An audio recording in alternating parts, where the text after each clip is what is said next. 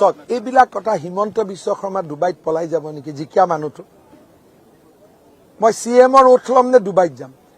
কথাখিনি কওঁতে আপোনালোকে ধাৰণা কৰিব পৰা নাই জানো এটা ইমান ফালতু হয়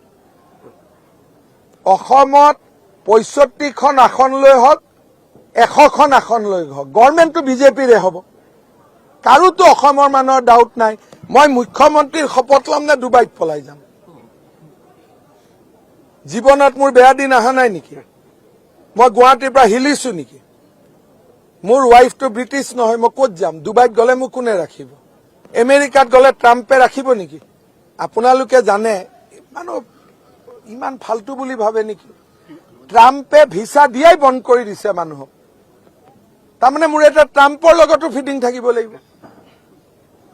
যদি মোৰ সঁচাকৈ ট্ৰাম্পৰ লগত ফিটিং আছে আমেৰিকাত গৈ মোক থাকিব দিয়ে অসমীয়া হিচাপেতো এইটো গৌৰৱৰ কথা আপোনালোকে ভাৰতৰ বহুত সমস্যা আমেৰিকাৰ লগত মই আমেৰিকাত বহি সমাধান কৰি থাকিম